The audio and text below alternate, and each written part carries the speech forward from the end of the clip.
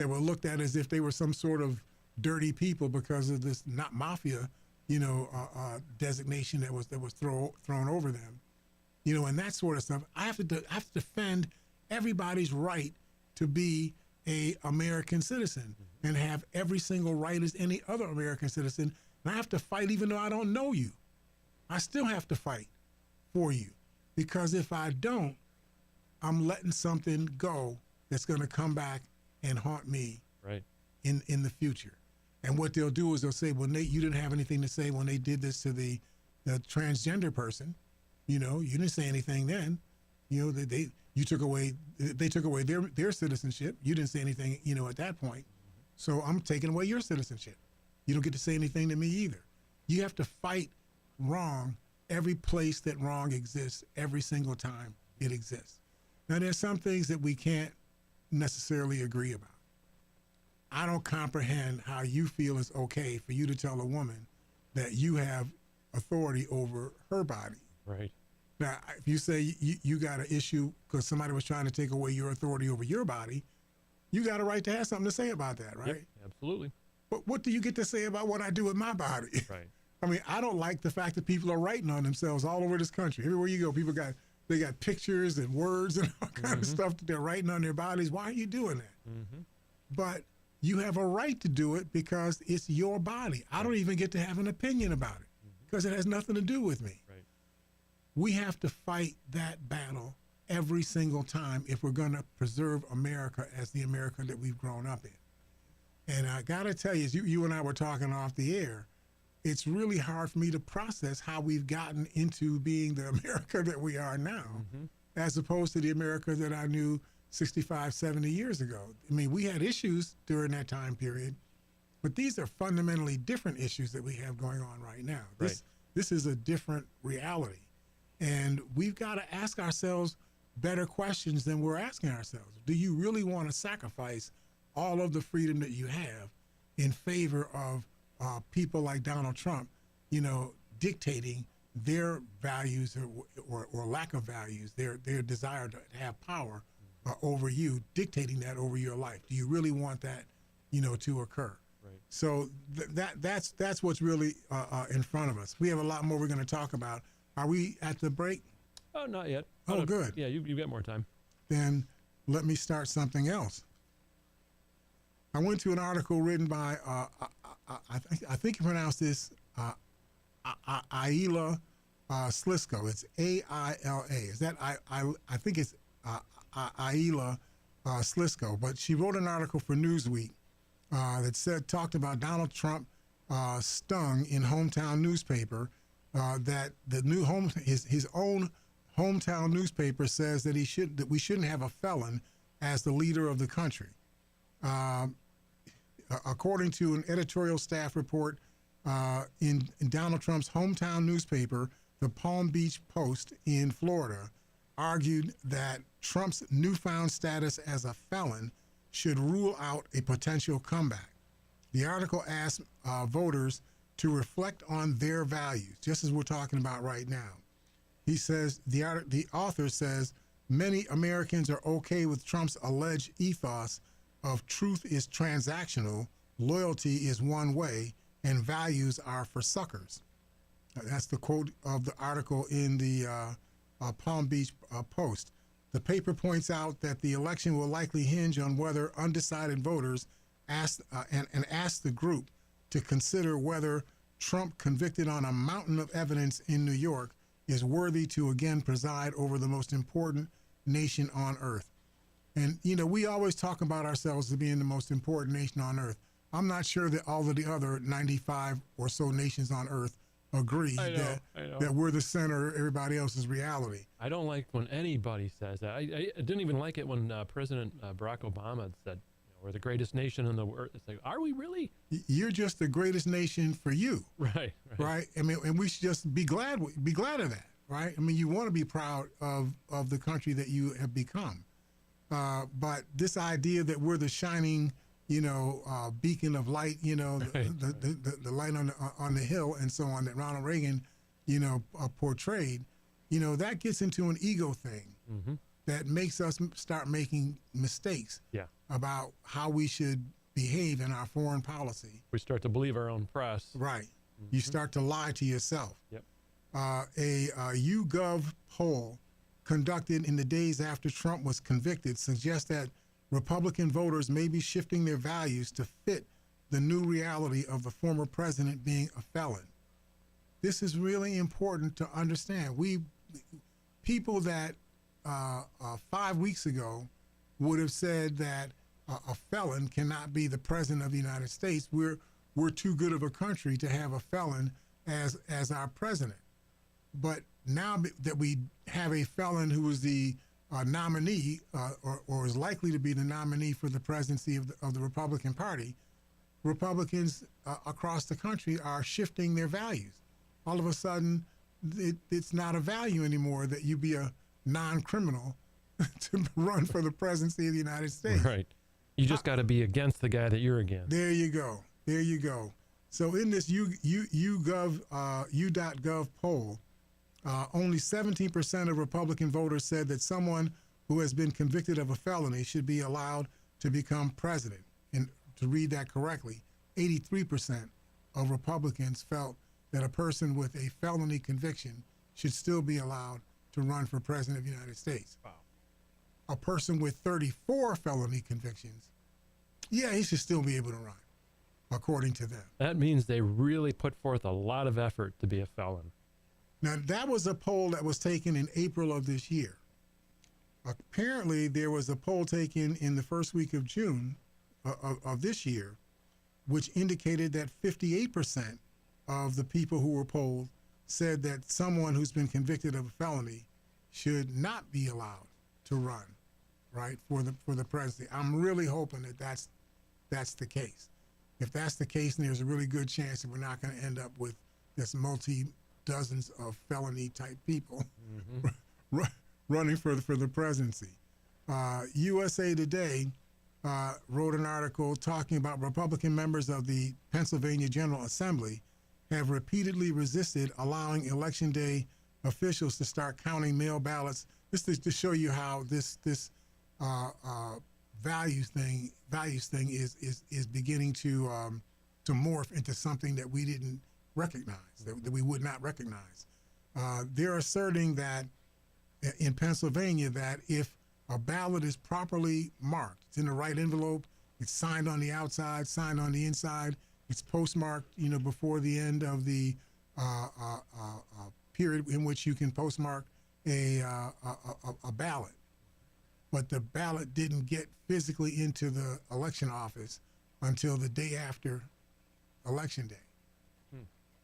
In most places on earth, if it's postmarked on the right day, It's still valid, you right? count the ballot. Right. And if it changes the result of the election, it just changes the result of the election. Right. These people voted properly, and their vote should be counted. No, not for the Republicans. That ballot should not count. That's what's being asserted. Now, the Supreme Court, the state Supreme Court of Pennsylvania said, no, that vote still got to count. So the Republicans are going against their own state court to Right. say Oh, my goodness. that vote should not count. Trump and Mike Johnson, the Speaker of the House, and plenty of other Republicans have tried to rewrite the history of January 6th, downplaying the violence against police officers, the destruction of the Capitol, and the criminal charges against something like 1,400 people that were engaged in the insurrection. Trump will always call for institutions to bend or break the rules and norms if that helps him. He will incite violence if it serves his ambition. He wants more of that mayhem, either as a warning to voters thinking about rejecting him again or as a punishment if they again send him packing as a loser. This is the ethos that is being, spilled into our environment. Charles Davis, writing for the Salon magazine, he refers to this as not normal. So he says, District Judge Eileen Cannon, and I'm just not understanding how Eileen Cannon has survived as the judge on this the presidential papers case, where Trump took thousands of presidential papers and, took them to Mar-a-Lago and then wouldn't give them back and so on. Then he didn't. Not only did he take them, he wouldn't give them back when he was asked. Right.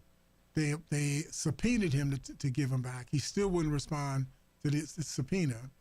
He finally did give some of the stuff back, but then he actually got some employees who were caught on camera taking boxes of these materials and taking them someplace else to hide them, so that when the FBI came to search his property, they wouldn't be able to find this stuff. They have to actually have the guys on camera. Wow. And yet we have people that are saying that, well, that's okay. It's Donald Trump stuff. He said that he declassified that stuff. Right. You can't declassify nuclear secrets. Nope. He actually was showing people where nuclear subs were in the Indian Ocean, giving people some idea of where these subs were positioned. So somebody was in a position to make a move, either underwater or through something they could fire from the air. They'd be in a position to be able to do that. Yep. Why would you even entertain the thought? Why would you even bring something like that outside of your apartment or your house? Ego. Exactly. Showing off. Right. And that's exactly what he was doing. He was showing off in front of this woman.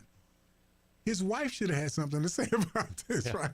Why was she so important to you that you would risk so much just to impress her?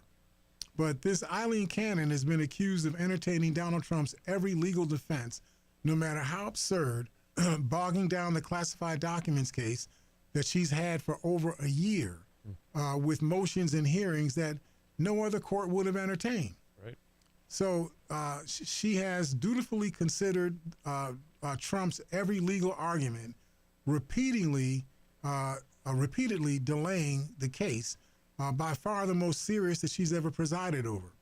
She recently has scrapped the trial date, so now they don't even have a trial date for the prosecution of this case, citing that all the motions that she's got piled up, make it impossible for her to be able to meet the trial date.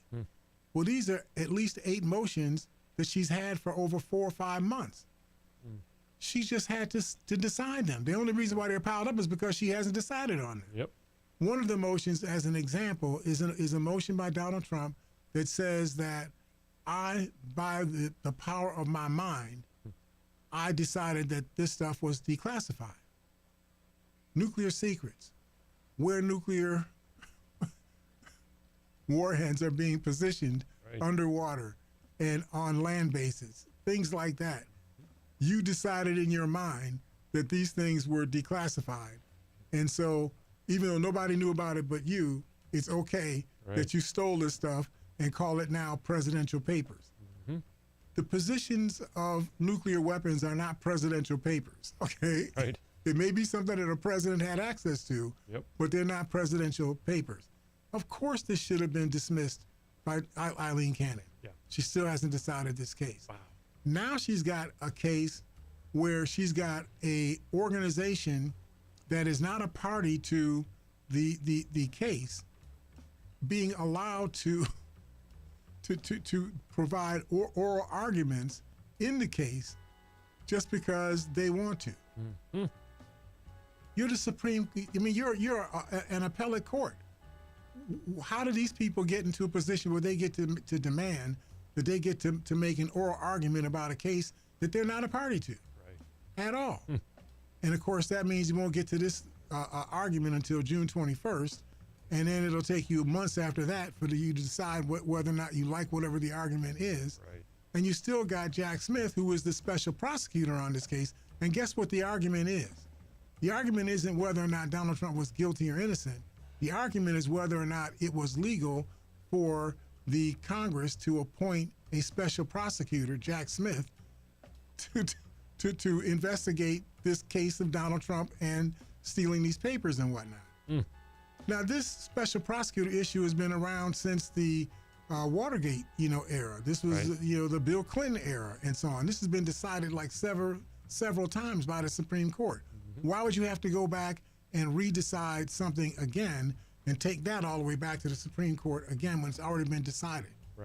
Unless it's the Supreme Court's queuing, Eileen Cannon, if you bring the case all the way back to us, I'll overturn it, just like I overturned Roe versus Wade and other things that are being overturned by the Supreme Court. Right. So I hear the music playing. So sir. we'll get to our supporters. I appreciate everything that people are doing to support us to keep this program on the air. We look forward to talking to you on the other side of the break here at Living for the People at 91.3 FM WBNY. See you in a moment.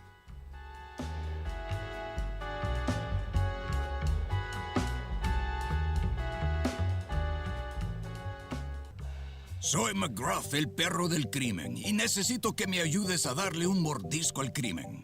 Otro joven víctima de pastillas falsas. Huele a un gran crimen que debe pararse. Los delincuentes buscan niños en redes sociales y les venden pastillas falsas que podrían sellar su destino con solo un clic. Puede parecer inofensivo, tal vez ni siquiera parezca una venta de drogas, pero lo es. Antes de comprar pastillas en línea, piensa, ¿debería ser así de fácil comprarlas? ¿Crees que son las mismas que obtendrías de un médico? ¿Sabes?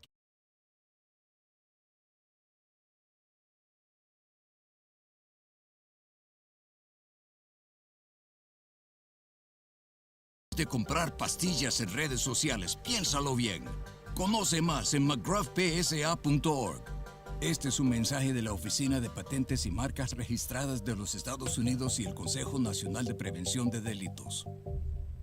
91.3 FM WBNY is proud to present Democracy Now! With Amy Goodman. Welcome to Democracy Now! Award-winning investigative journalism. Is the NRA imploding? Providing relevant analysis that makes you think. Secret State Department documents, including evidence of U.S. war crimes. Fact-finding reports you will not hear elsewhere. Democracy Now! Airs Monday through Friday, 8 a.m. on 91.3 FM, WBNY, Buffalo.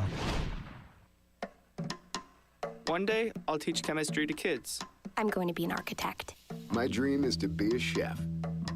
This is a world of possibilities. A world in which people who put their minds to something can really make a difference. My goal is to help the environment. Someday I'll find a cure for cancer.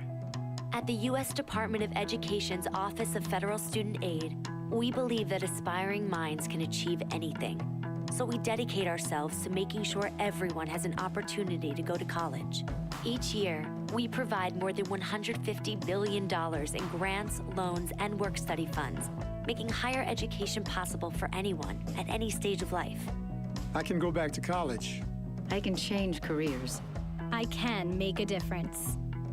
Federal Student Aid, proud sponsor of the American Mind. Learn more about money for college at studentaid.gov.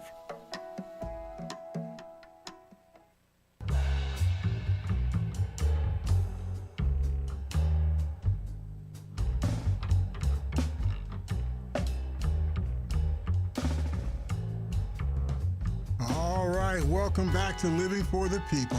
This is L. Nathan here, your host here. We're here with Greg Harvey, who is producer of our program. Welcome back, Greg. Good morning. Glad to be here. Greg, we keep trying to understand what the public is not hearing or why the public does not appear to be reacting, at least in my view, not reacting positively about some news. We've had, if I'm not mistaken, the stock market when Donald Trump left office was somewhere in a value of around $30,000 to $31,000 for the top 30 industrial stocks on the Dow Jones Stock Exchange. I think I'm pretty close to those numbers. So that was Trump left office in January of 2021. It's now June of 2024. So 3.5 months later, the stock market is at 39,000, almost 40,000. Record highs, right? Record high, right?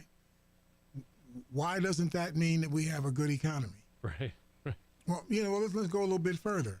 I just came across something. I was just trying to pull this up on my machine. You all have machines too. You call them cell phones. Yeah.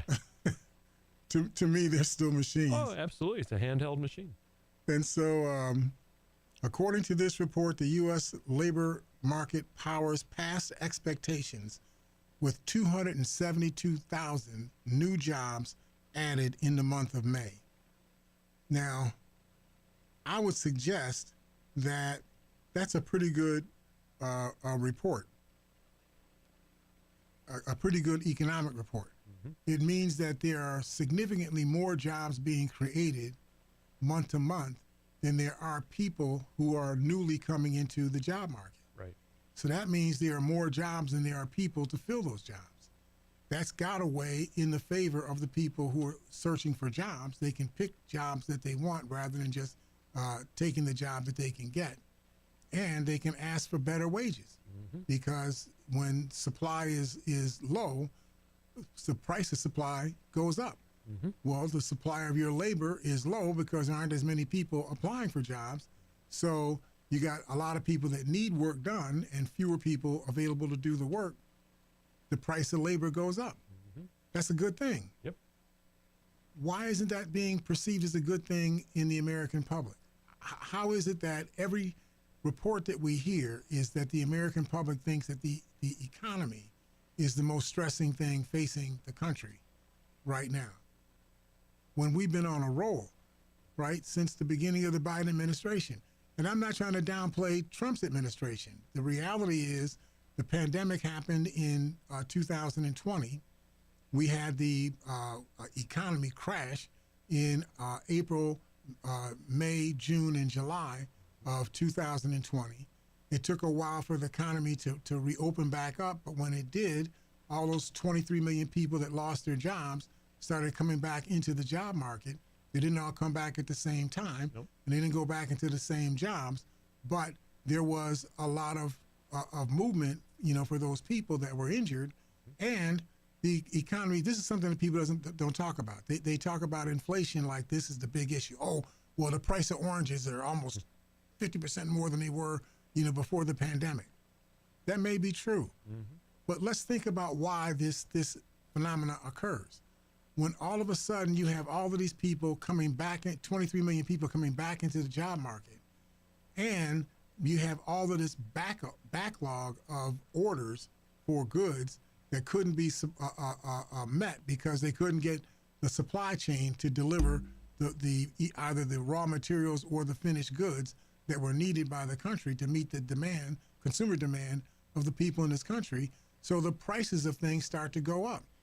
And remember what was done in order to protect the economy in 2020. They had something called enhanced unemployment. You know, I talk about this all the time, right? Because nobody gave me any of this, right? Yeah, nor me. just being clear, right? Yep. But you could have applied for unemployment and be given $150 a week because your salary was more than $300 a week. So you got $150 a week in your unemployment insurance check.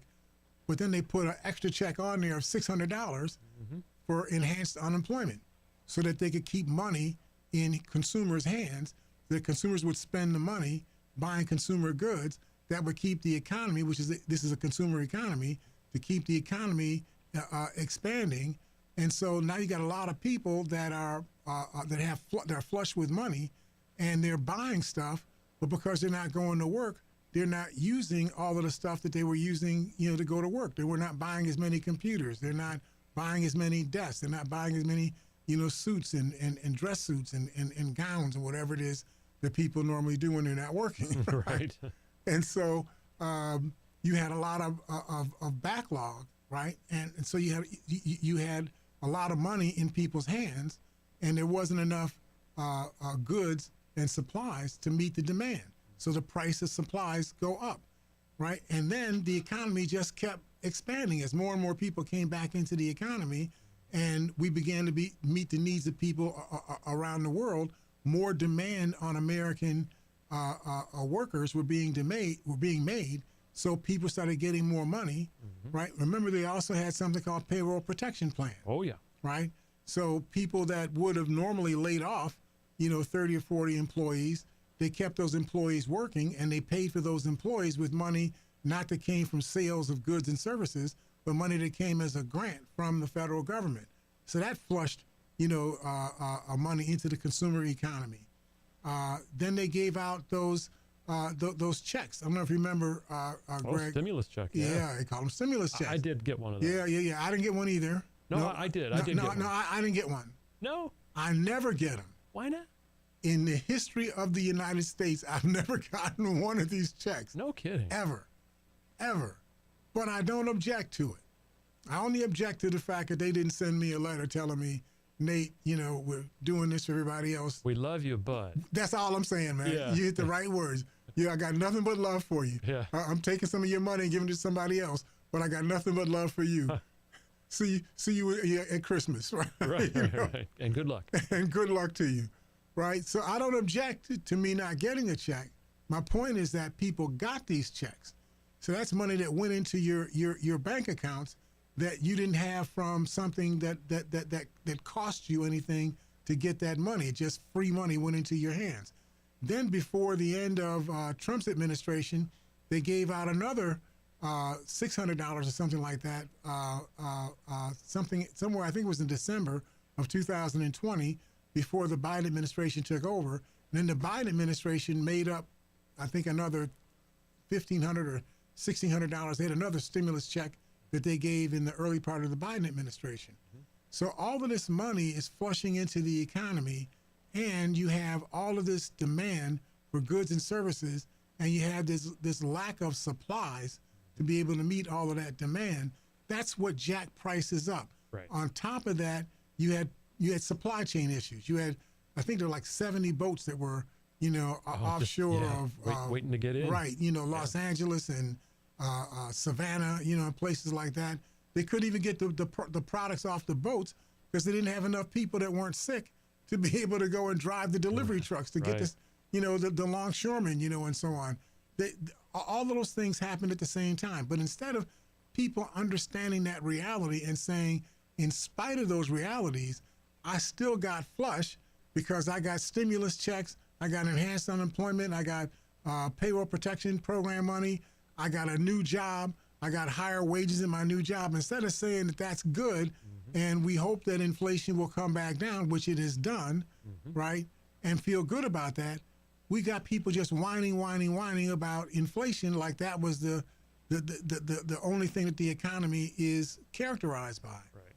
That's because the media, every time Joe Biden was talked about, in terms of, the high numbers of people that are getting jobs, month to month, how the economy is resurrecting itself, getting past the pandemic. Every time something like that was being said, they would always lace it with, but boy, inflation has gotten really, what was it, eggs, that used to cost, I don't know, $1.79, for a dozen.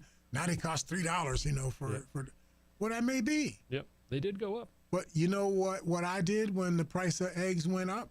Ate less? I bought fewer eggs. Right. Because I know for certain that if I want to bring prices down, I got to stop buying as much stuff as I've been buying that they're selling at a higher price. When their shelves begin to stack up with stuff that doesn't get sold, then they'll start lowering prices to get that stuff off their shelves so they could do something with new stuff they want to put on their shelves. It's the only way you can play this game. We all have to be in it consciously and do logical things. I buy less gas. I do more walking. I get my friends to take me someplace. I put the burden on somebody else, right? I hope they're not listening. Well, they know. I tell them that when I'm in the car. Yeah. I'm driving with you so that I don't have to spend money on gas for me, and so on. And but I do that because that's the only thing that disciplines the market. Right. Is demand.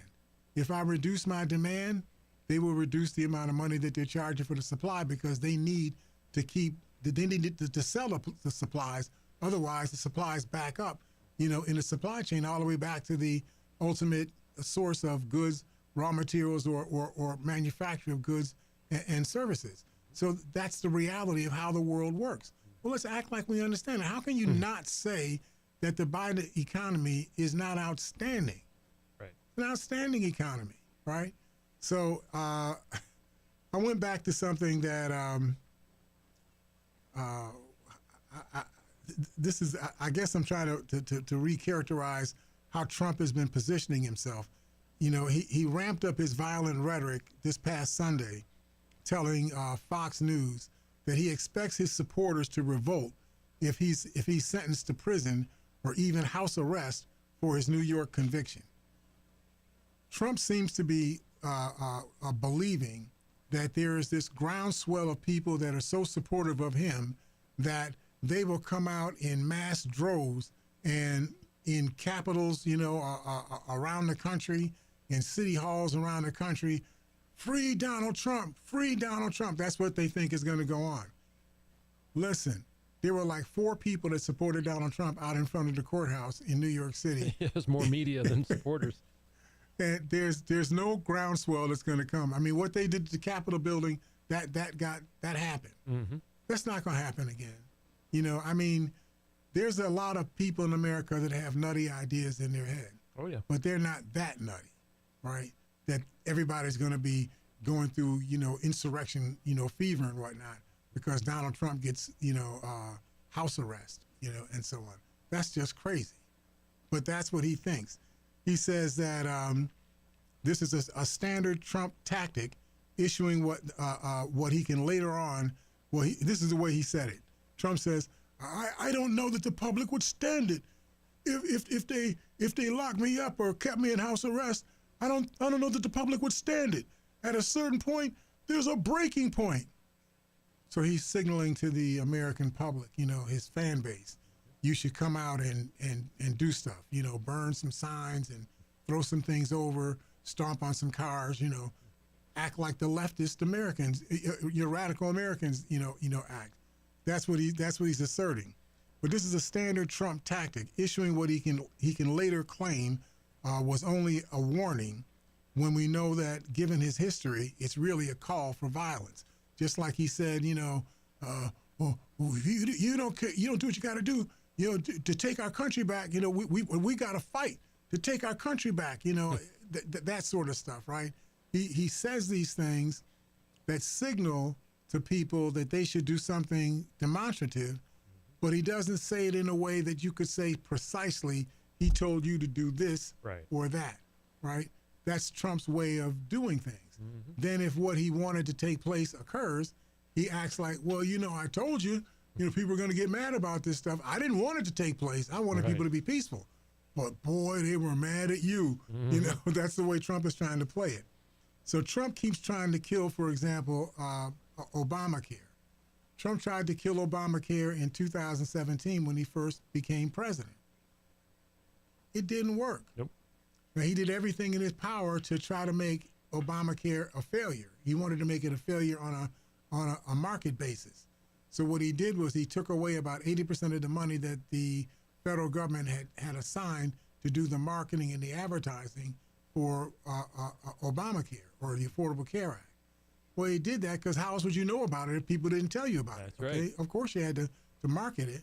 So Trump figured, if I don't market it, then only 6 people will sign up for it. Then I can say it was a failure because only 6 people signed up for it. Mm-hmm. Well, it didn't turn out to be true.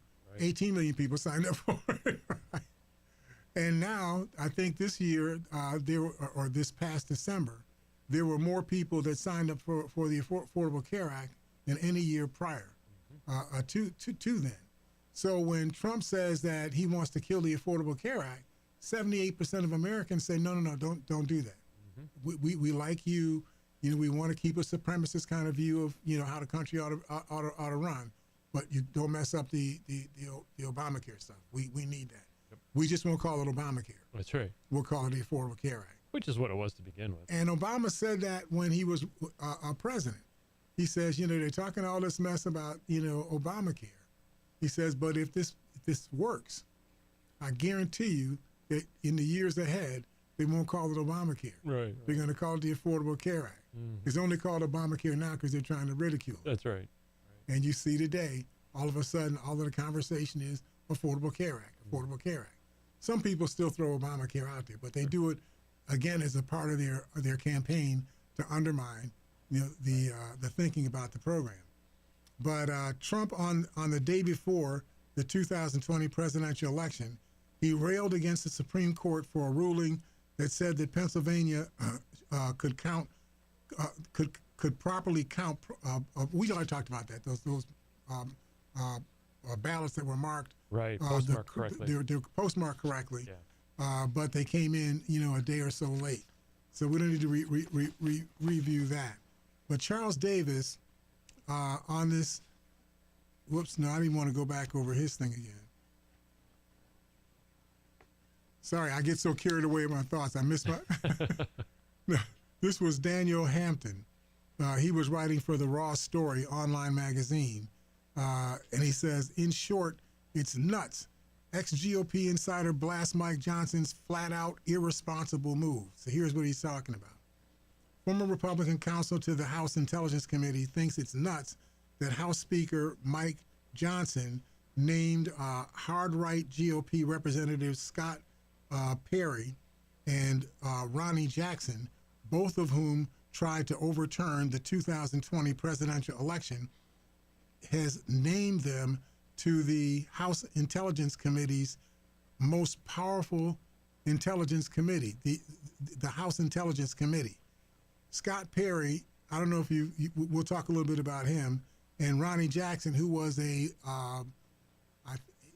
what do they call the Surgeon General? He was the Surgeon General for the United States, right? Mm-hmm. He was the one that said that Trump was in the best shape, he could be in. That's right. He's probably going to live to be 200 years old. I mean, just insanely stupid stuff, right? Yeah. This is who Mike Johnson, Speaker of the House Mike Johnson, who a lot of Americans are giving a lot of love because they passed a budget finally. Mm-hmm. It's the job of Congress to pass. I was just going to say, congratulations, you did the job you're supposed to do. But you do, yeah, right? And so, but people give him love for doing what he was supposed to do. Now, you're starting to see the rest of what Mike Johnson is all about. Mm-hmm. So now the House Intelligence Committee is one of the most powerful committees in the government of the United States. This is where those government secrets, like those papers that Donald Trump kept at Mar-a-Lago with nuclear secrets, launch codes, things like that on them. This is where those things get processed normally. Mm-hmm.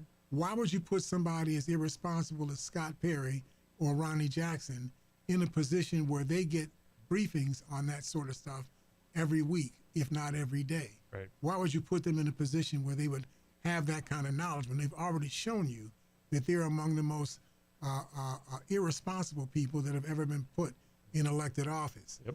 So Scott Perry, who's a congressman from Pennsylvania, he says it was central to the plan of January 6th, according to Cassidy Hutchinson, who testified in front of Congress.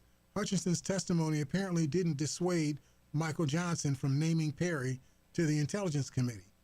Jackson, on the other hand, of Texas, is a self-described ultra Make America Great Again Republican who has spread various conspiracy theories and was demoted by the Pentagon after his retirement from the military.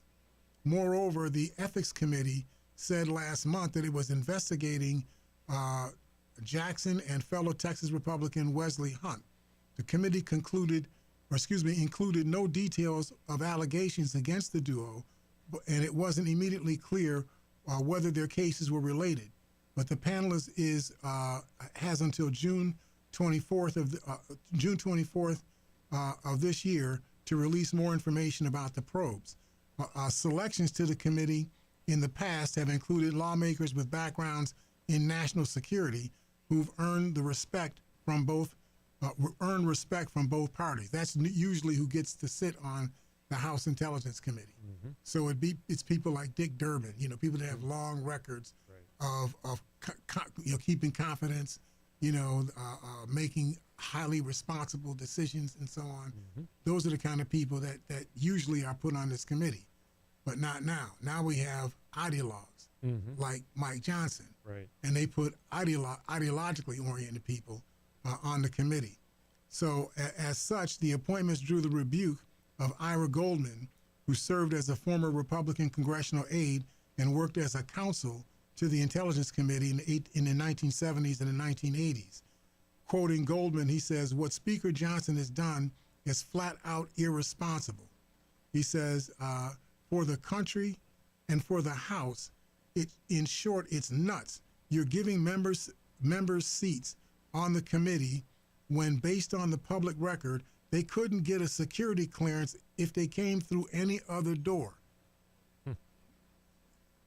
You need to know that Donald Trump could not get a security clearance if he were not the president of the United States, could not get a security clearance at any level of the federal government based on his record. Right. That's not a supposition. This happened. Fact. When Donald Trump left office, he wanted to come back and, well, look, I get my briefings, right? No, you don't get briefings. Nope. What do you mean I don't get briefings? You're not cleared. What do you mean I'm not cleared? I'm the former president of the United States. He said the emphasis on the word former. Mm-hmm. You're a former president of the United States. Now you're just a citizen. And looking at you as a citizen, we look at your record. And based on your record, you can't get clearance because you can't be trusted with an egg. You can't be trusted with anything, right? Presidents receive the highest level of intelligence briefings, according to Goldman, because, of course, that goes with the job to which the voters elected him. But Scott Perry and Ronnie Jackson's elections to the House didn't elect them to receive these briefings as members of the House, how do you say it? The House, I'm trying to say this the correct way. The House Intelligence Committee. The way they have the acronym here, I think it means something else. But whatever the case, the rules grant him sole discretion to remove members from the House Intelligence Committee. Something I didn't know, Greg, until I was doing the work for today's program, that the Speaker of the House, in the separation of power stuff that we have in the country, you have to balance things, right? So for intelligence purposes, you can't have all of the intelligence authority operate in the executive branch of government. Otherwise, it would not be balanced. You could have if you did that, the executive branch of government could do things to just rule over, the legislative and the judicial branch. So you have to have things that are legislative that are in the pocket of the executive branch. You have the things that are executive branch powers, have them in the pocket of the legislative branch in order to have balance. Right. So one of the ways that they did this is the Speaker of the House is the sole entity that can appoint people to the House Intelligence Committee. So even the intelligence people who authorize whether or not you are eligible to receive intelligence, they can't appoint people to the committee. They have to go to the same person who appointed these crazy people to the Intelligence Committee. They have to go back to them to ask them to unappoint the people and reappoint somebody else. That often does not work in what's going on right now. So it says this is, they use the word, the poop emoji. This is the poop emoji with which speakers should not play games. Yet how else to explain what Johnson has now done? Having Jackson and Perry on the committee could damage the trust between the president and the committee in handling classified information. This is going to be an issue that's going to come up in the next few months, where you're going to have the intelligence administration, the National Security Intelligence Administration of the country. You're going to have them refusing to give intelligence information to Scott Perry and Ronnie Jackson because they think these people are nuts. Right. Which I agree, these people are nuts. But if they don't do it, they don't share the information, how do we settle the constitutional issue of the balance of powers between the legislative and the executive branch of government? Right. This is going to be in front of us as we can see this going forward. Oh yeah. So I see the music is playing, so we know we got work to do.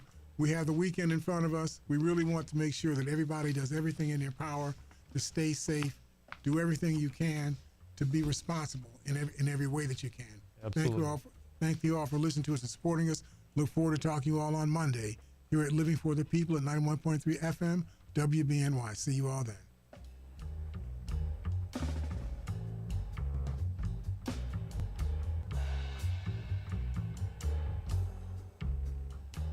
WBNY, Buffalo. El sol brilla, las aves cantan y todo se siente bien en el mundo. Hasta que cambia la estación y de pronto todo parece más oscuro, con menos vida.